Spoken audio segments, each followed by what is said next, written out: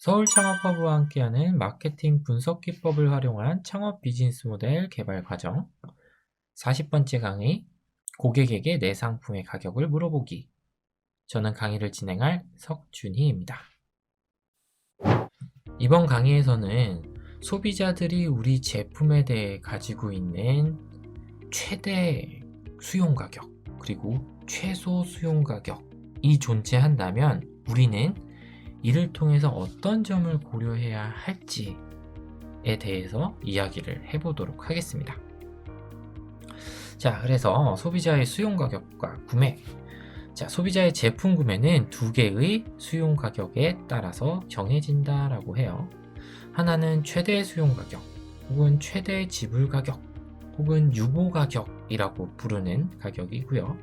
또 하나는 최소 수용 가격, 혹은 최저 수용 가격이라고 부르는 가격이에요. 자, 아래 표를 볼게요. 아래 그림을 볼게요. 자, 우선 가장 소비자가 받아들일 수 있는 최고 높은 가격을 우리가 최대 수용 가격, 혹은 최대 지불 가격, 혹은 유보 가격이라고 부릅니다. 그래서 이 선을 넘어가는 순간에 소비자들은 너무 비싸서 구매를 유보하게 된다라는 거죠. 그렇죠? 유보 가격까지는 소비자들이 구매할 수도 있다라는 의미이죠. 그리고 최저 수용 가격, 그렇죠? 소비자들이 받아들일 수 있는 가장 낮은 금액의 가격이라고 보면 되겠네요. 이것보다 더 싼 경우에는 너무 싸서 품질을 의심하게 될 수 있다라는 거예요. 그리고 이 최저 수용 가격과 유보 가격 그 사이에 준거 가격이라는 개념이 들어가 있습니다. 이 준거 가격이라고 함은 우리가 어떤 특정 가격을 봤을 때 그 가격이 비싼지 혹은 싼지를 판단하는 그 근거가 되는 그런 가격을 우리가 준거 가격이라고 그래요. 예를 들어서 최빈값, 그러니까 가장 많이 구매를 해봤던 가격, 혹은 바로 직전에 이걸 얼마에 구입했는지, 혹은 우리가 단골로 방문하는 그 마트에서 혹은 주유소에서 판매하고 있는 어떤 상품의 가격과 같은 것들이 준거 가격으로 들어갈 수 있습니다. 그래서 소비자들은 이 준거 가격과 유보 가격 사이의 가격을 비싸다라고 느끼고요. 준거 가격과 최저 수용 가격 사이의 가격을 싸다고 느낀다라고 해요. 자, 그러면 우리가 앞서 이야기했었던 최대 수용 가격과 최소 수용 가격에 대해서 조금 더 자세히 한번 다뤄보도록 할게요. 이 가격에 대한 마케팅 시사점도 함께 다뤄보도록 하겠습니다. 자, 먼저 최대 수용 가격은 소비자들이 가장 많이 낼 수 있는 그런 금액의 가격을 우리가 최대 수용 가격이다라고 이야기를 했죠. 자, 이걸 이용해서 우리는 가격 차별화 전략을 구상을 해볼 수가 있습니다.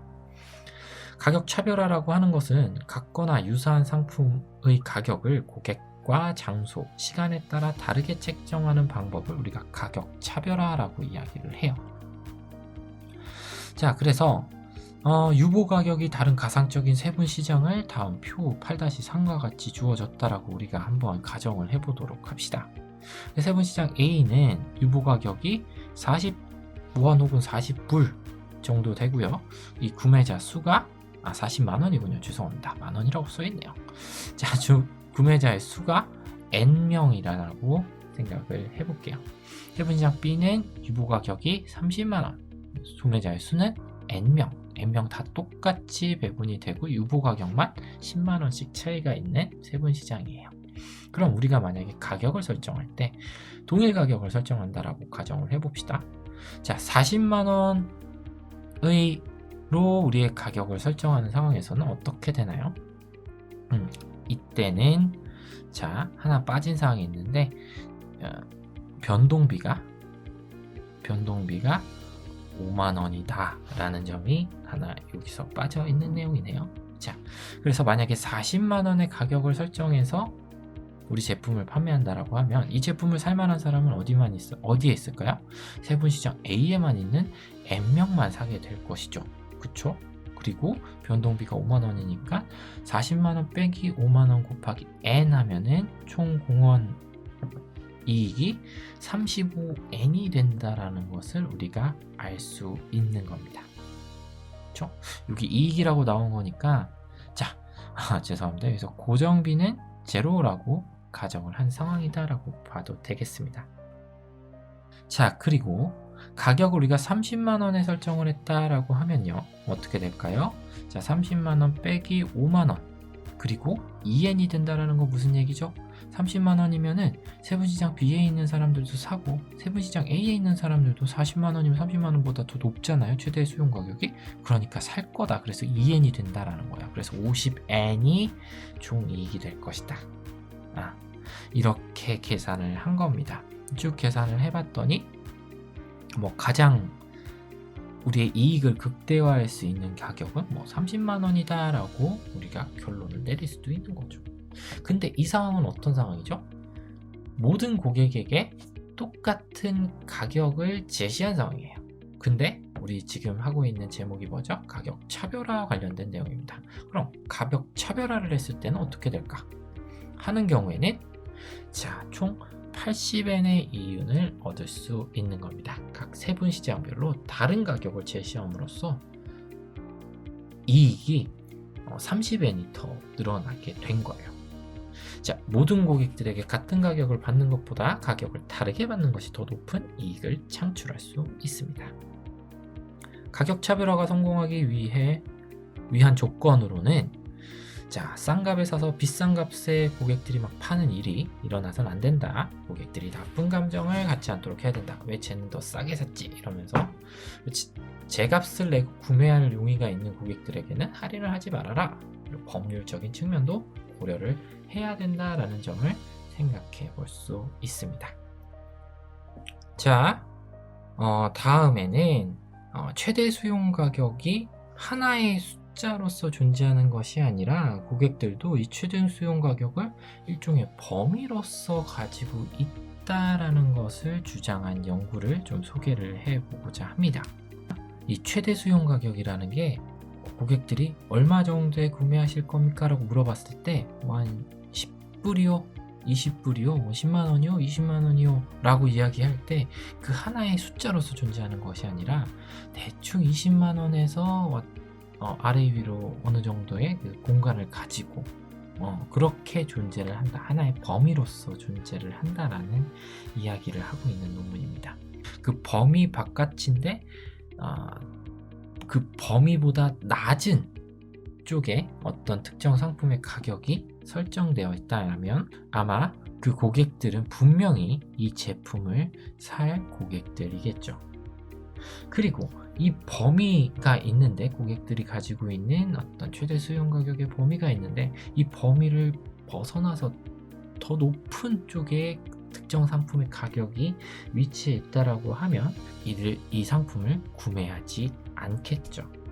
그러면 이 범위 안에 고객들이 가지고 있는 최대 수용 가격의 범위 안에 특정 상품의 가격이 존재한다면 고객들은 이에 대해서 아직 결정을 하지 못한 상황일 가능성이 큰 겁니다. 자, 이처럼 이렇게 세 개의 집단으로 세 개의 고객군으로 고객을 나눌 수 있다라고 이야기를 하고 있어요. 그러면서 이 연구에서는 되게 재밌는 실험을 했는데요.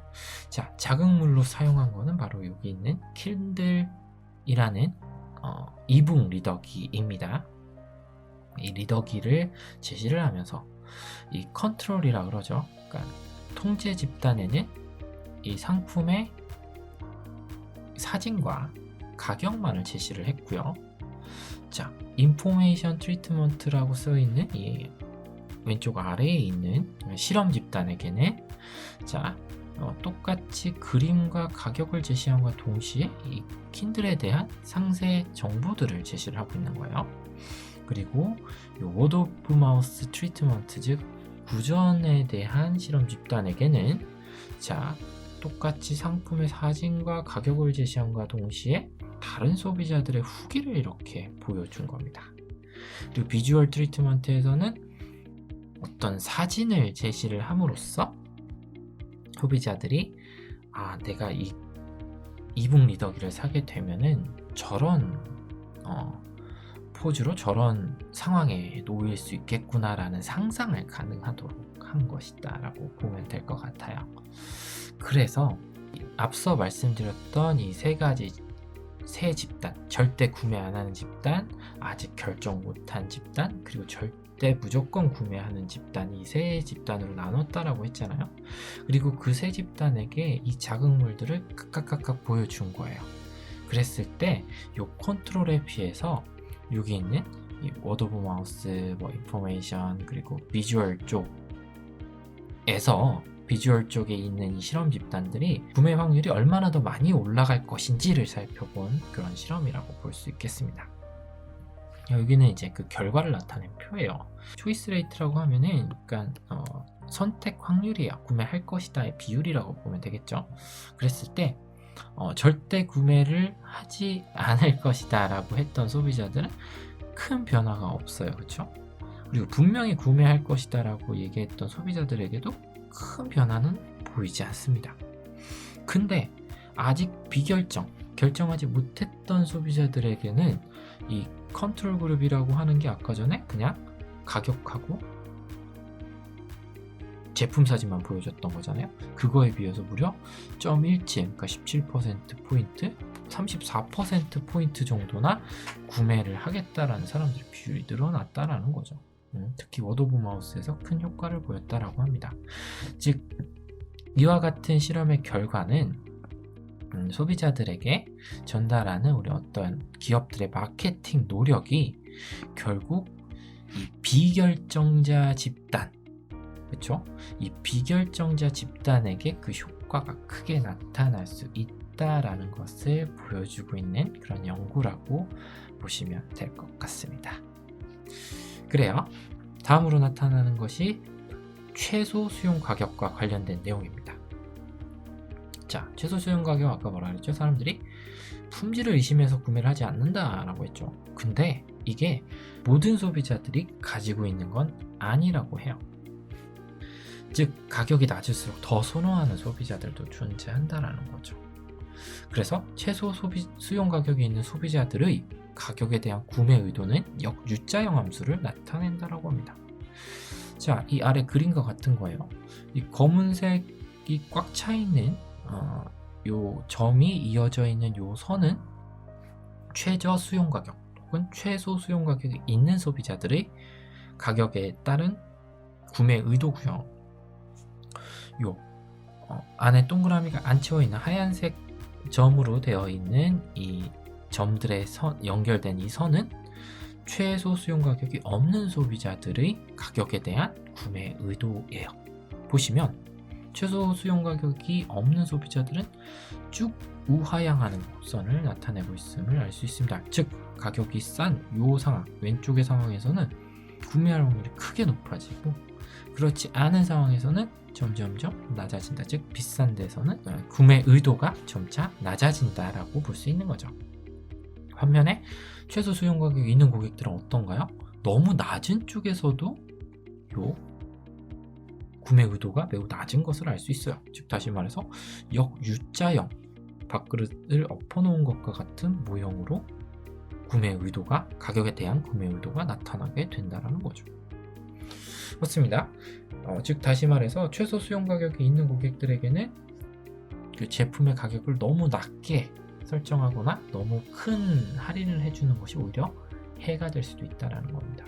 자, 다음으로 같은 연구에서는 이 최소 수용 가격 혹은 최저 수용 가격에 영향을 미치는 변수들을 또 추가적으로 살펴보고 있습니다. 그래서 인컴은 이제 소득이죠. 프라이스 퀄리티 릴레이션이라고 하는 것은 어떤 소비자들이 이 가격과 제품의 질 간의 관계에 대해서 가지고 있는 믿음의 정도라고 볼 수 있어요. 즉, 어떤 소비자들은 가격이 높으면 품질이 높을 거야 라고 굉장히 크게 믿고 있을 테고, 어떤 소비자들은 그 둘 사이에는 큰 관계가 없을 거야 라고 믿고 있을 거죠. 그래서 얼마나 믿고 있는지에 대한 정도. 인볼브먼트는 관여도죠. 이거는 어떤 특정 제품과 내가 얼마나 관련이 있고 관계가 있다라고 생각하는지에 대한 정도라고 보시면 될 것 같습니다. 그래서 인컴 같은 경우에는 이 오른쪽에 있는 표인데요. 자, 인컴이 높은 집단, 즉 하이 인컴일수록 어떻습니까? 인버티드 U-쉐입을 가지고 있을 가능성이 높더라. U-쉐입을 가지고 있는 비율이 높더라. 즉 다시 말해서 최소 수용 가격이 있는 경우가 높더라. 인컴이 높으면 최소 수용 가격이 있는 경우가 높더라 라는 거죠. 그리고 제품에 대한 믿음, 제품과 품질 간의 관계에 대한 믿음이 이 최소 수용 가격이 있는 집단에서 더 높게 나타나더라 라는 것도 표에서 나타나는 수치라고 볼 수 있겠습니다. 그리고 관여도도 마찬가지로 U-쉐입에서 더 높게 나타난다라는 거죠. 즉 가격과 품질 간에는 관계가 있다라고 믿는 사람들은 최소 수용 가격을 가지고 있을 확률이 높은 거고, 어떤 상품에 대해서 관여도가 높은 고객들도 최소 수용 가격을 가지고 있을 가능성이 높은 것이다 라고 한번 우리가 추측을 해볼 수 있겠네요. 자, 그렇습니다.